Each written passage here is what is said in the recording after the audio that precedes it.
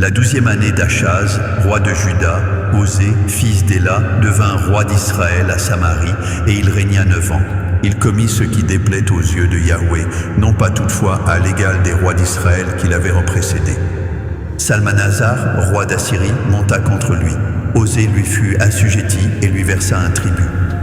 Mais le roi d'Assyrie découvrit une conspiration de la part d'Osée, qui avait dépêché des messagers à So, roi d'Égypte, et avait cessé de payer le tribut annuel au roi d'Assyrie. Le roi d'Assyrie le fit arrêter et l'enchaîna dans une prison. Le roi d'Assyrie envahit tout le pays, monta contre Samarie et l'assiégea durant 3 ans. La 9e année d'Osée, le roi d'Assyrie prit Samarie et déporta Israël en Assyrie. Il les établit à Shalash, sur le Chabor, fleuve de Gozan, et dans les villes des Mèdes.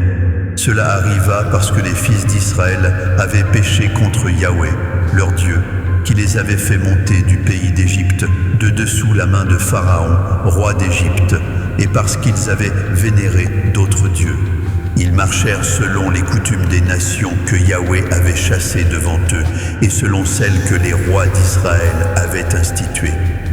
Les fils d'Israël pratiquèrent en secret contre Yahweh, leur Dieu, des pratiques qui n'étaient pas droites.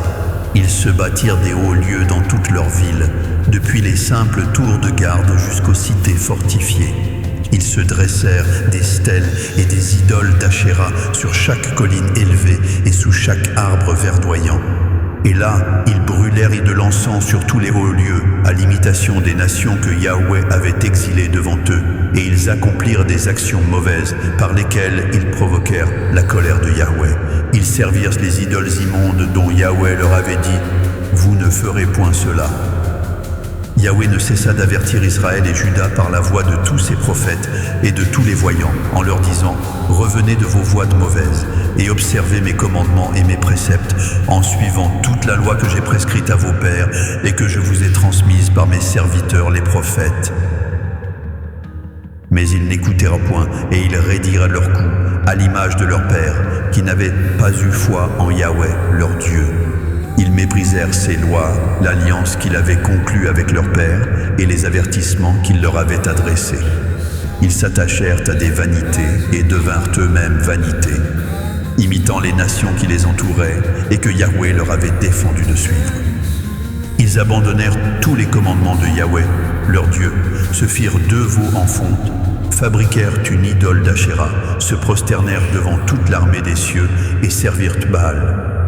Ils firent passer par le feu leurs fils et leurs filles, se livrèrent à la divination et aux enchantements, et se vendirent pour commettre ce qui déplaît aux yeux de Yahweh, afin de l'irriter. Yahweh fut donc saisi d'une grande colère contre Israël, et les rejeta loin de sa face. Il ne subsista que la seule tribu de Juda. Juda même n'observa point les commandements de Yahweh, son Dieu, mais il suivit les coutumes établies par Israël. Yahweh rejeta toute la descendance d'Israël. Il les humilia, les livra aux mains des pillards et finit par les chasser loin de sa face. Car Israël s'était séparé de la maison de David et avait proclamé roi Jéroboam, fils de Nébat, qui les avait détournés de Yahweh et leur avait fait commettre un grand péché. Les fils d'Israël persévérèrent dans tous les péchés que Jéroboam avait commis. Ils ne s'en détournèrent point jusqu'à ce que Yahweh chassa Israël loin de sa face, comme il l'avait annoncé par tous ses serviteurs, les prophètes. Et Israël fut déporté loin de son pays en Assyrie, où il demeure jusqu'à ce jour. Le roi d'Assyrie fit venir des gens de Babylone, de Cuta, d'Ava, de Hamath et de Sepharvaïm, et les établit dans les villes de Samarie, à la place des fils d'Israël. Ils prirent possession de Samarie et habitèrent dans ces villes. Lorsqu'ils commencèrent à y résider, ils ne craignaient pas Yahweh, et Yahweh envoya contre eux des lions qui en tuaient un grand nombre. On rapporta au roi d'Assyrie: « Les nations que tu as déportées et établies dans les villes de Samarie ne connaissent pas la manière de servir le Dieu du pays.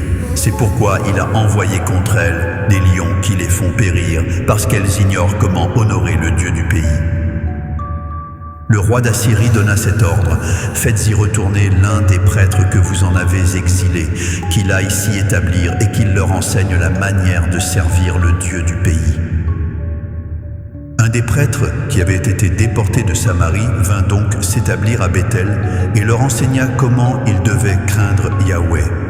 Mais chaque nation se fabriqua ses propres dieux dans les villes où elle résidait et les plaça dans les sanctuaires des hauts lieux que les Samaritains avaient bâtis. Les gens de Babylone firent Sukkot-Benoth, ceux de Cuth firent Nergal, ceux de Hamath firent Ashima, ceux d'Avva firent Nibshaz et Tartak, et ceux de Sepharvaïm brûlaient leurs enfants par le feu en l'honneur d'Adramélec et d'Anamélec, dieux de Sepharvaïm. Ils craignaient aussi Yahweh, mais ils se créèrent des prêtres des hauts lieux pris au sein du peuple, lesquels offraient pour eux des sacrifices dans les sanctuaires des hauts lieux.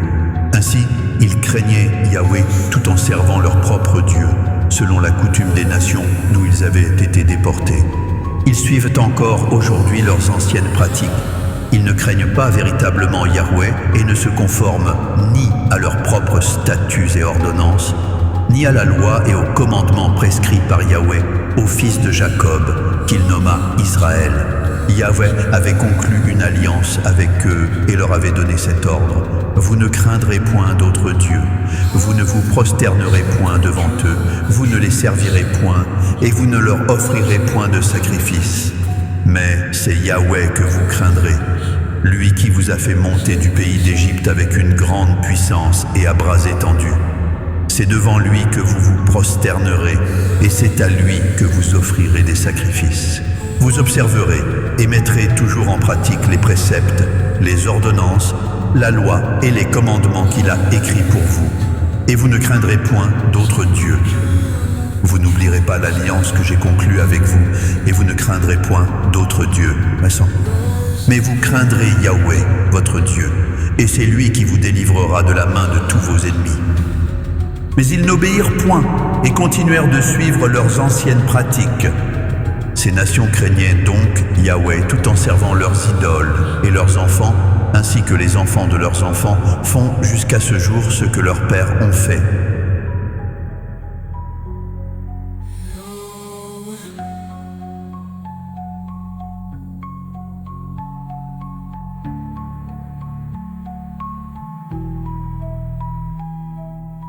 Yeah.